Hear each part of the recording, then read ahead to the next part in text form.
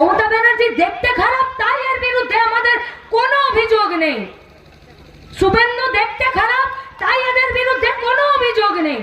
আমাদের অভিযোগ এদের বিরুদ্ধে এই যে এই গোটা পশ্চিমবঙ্গের বেকার ছেলেমেয়েরা সৎ পথে রোজগার করে আজকে গোটা পশ্চিমবঙ্গের সংস্কৃতিটাকে অন্য জায়গায় নিয়ে যেতে পারতো, সেই ছেলেগুলোকে সৎ পথে একটা রোজগারের জায়গা না দিয়ে ওদেরকে চুরির পথে নামিয়ে দিয়েছে। তাই এদের বিরুদ্ধে আমাদের লড়াইটা। চাকরি দেওয়া সহজ ছিল। এই পশ্চিমবঙ্গে যতদিন বামফ্রন্টের সরকার ছিল প্রচুর ইনভেস্টররা এখানে এসেছে।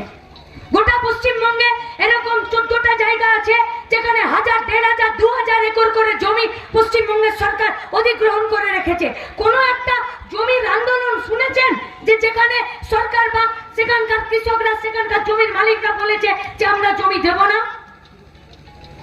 सभी का हाथ में बड़ा बड़ा मोबाइल है। देख लीजिए पूरा पश्चिम बंगाल में इंडस्ट्रियल पार्क के लिए कितना जमीन है। सबका हाथ में बड़ा बड़ा मोबाइल है। वेस्ट बंगाल गवर्नमेंट का देखिए कि कहां कहां पर শিল্প নগরী বানানোর জন্য, কারখানা বানানোর জন্য, ইন্ডাস্ট্রিয়াল পার্ক বানানোর জন্য, আইটি হাব বানানোর জন্য আর আমাদের শিল্প তালুক বানানোর জন্য কোথায় কোথায় জমি আছে দেখে নিন। কিন্তু গোটা দুনিয়ার লোক জানলো যে সিঙ্গুরের জমি আর নন্দীগ্রামের জমির জন্য ঝামেলা হলো। জানলো তো? আমরা ছোট ছিলাম, বাড়ির আত্মীয় স্বজনের সাথে, দূর সম্পর্কের যারা আত্মীয় স্বজন তাদের সাথে সম্পর্ক খারাপ হয়ে গেছে।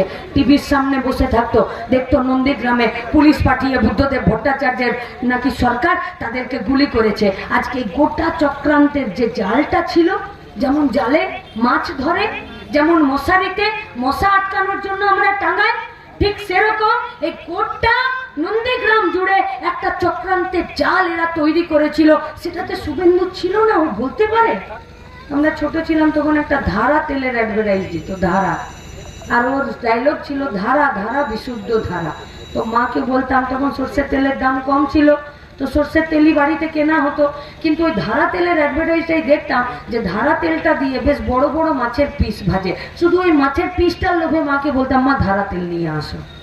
তো মা বলতো যে অ্যাডভার্টাইজে দেখাচ্ছে মানে ধারা বিশুদ্ধ খাঁটি, এটা বোঝা যায় না। ঠিক সেরকম 20 বছর মমতা ব্যানার্জির সাথে চুরি দুর্নীতি করে শুভেন্দু আজকে বলছে আমি খাঁটি বিজেপি হয়েছি, আজকে আমি ধারা তেল হয়েছি। চক্রান্তের জাল তৈরি করেছিল গোটা নন্দীগ্রাম জুড়ে।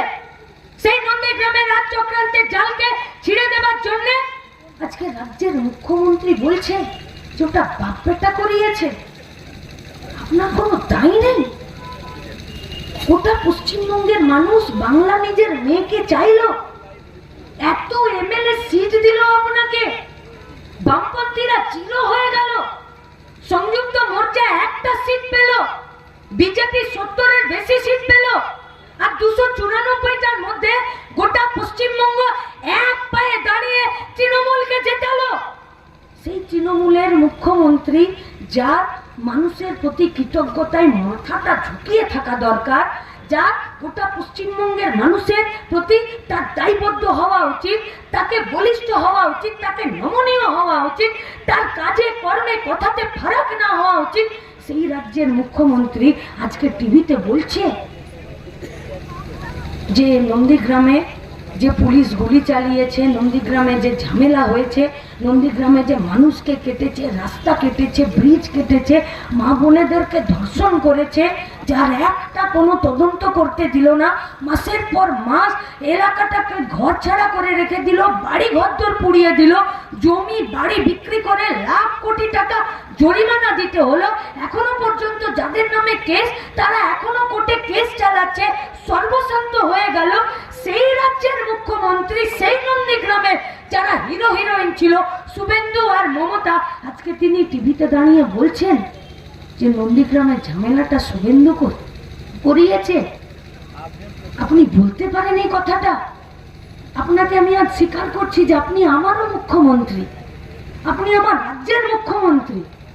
আমরা ভোট দিয়ে বলেছিলাম যে একে ভোট দিও না, এ মিথ্যাবাদী, এর পার্টিটা চোর, এই পার্টিটা দোকান কাটা নির্লজ্জ বেহায়াদের পার্টি, এই পার্টিটাকে ভোট দেবেন না। আজকে সেই পার্টিটার মুখ্যমন্ত্রীকে বলছি, যেটা আমাদের রাজ্যের মুখ্যমন্ত্রী, কি করে আপনি আপনার দায়িত্ব থেকে হাত ঝেড়ে দিচ্ছেন? কে বিশ্বাস করছেন আপনারা? নাকি আজকে শুধু এখানে ভাষণ শুনে আজকে বাড়ি গিয়ে পাশ ফিরে বালিশ নিয়ে শুয়ে পড়বেন? নিজের বিবেককে একবার প্রশ্ন করবেন না যে মমতা ব্যানার্জি আর শুভেন্দু অধিকারী যদি না থাকতো তাহলে আজকে নন্দীগ্রামটা হতো না, ঝামেলাটা? বুদ্ধদেব ভট্টাচার্য তো বলে দিয়েছিল যে মানুষ না চাইলে জমি অধিগ্রহণ হবে না, কিন্তু নন্দীগ্রামটা যদি হতো তাহলে কি হতো? নয়াচরে কেমিক্যাল হাবটা হতো, আচ্ছা হতো না, জেলিংহামে কারখানাটা তো হতো। নন্দীগ্রামে রেলের কোচ বানানোর জন্য, ওয়াগন বানানোর জন্য যে কারখানাগুলো তৈরি করার কথা বলেছিল সেটা তো হতো। আজকে যদি নন্দীগ্রাম থেকে এই ঝামেলাটা না হতো তাহলে হলদিয়াতে যে কারখানাগুলো, যে বাইরের ইনভেস্টররা আসতে তাদের আশাটা তো বন্ধ হয়ে যেত না। হলদিয়াতে এবিজির কানে বন্দুক রেখে ইঞ্জিনিয়ারের যে কারখানাটা তুলে দিল, সেই কারখানাটাকে দেখে আজকে তো গোটা রাজ্যে নতুন করে একটাও কারখানা আসছে না। আসছে কি? আমরা সব গায়ে থাকি, আপনারাও থাকেন।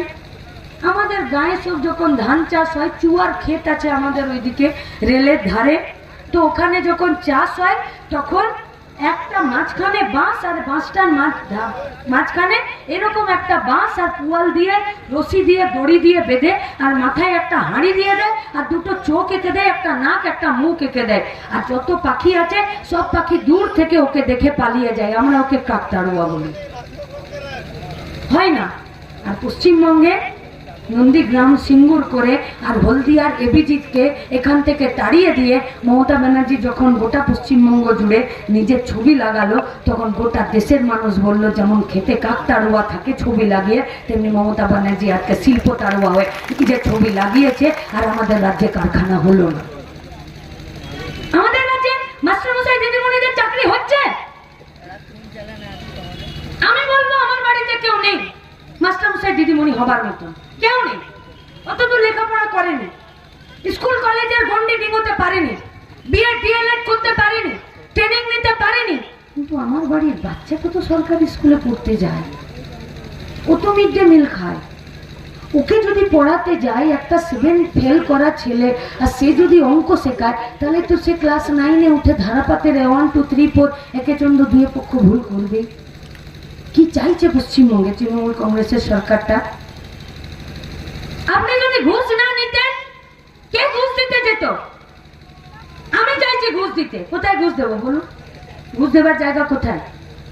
মমতা ব্যানার্জির সরকার, পার্থ চ্যাটার্জি, ব্রাত্য বসু, এসএসসি কমিশন, এরা যদি ঘুষ নেবার জন্য টেবিল যদি না খুলতো, মানুষ ঘুষ দেবার জায়গা পেত?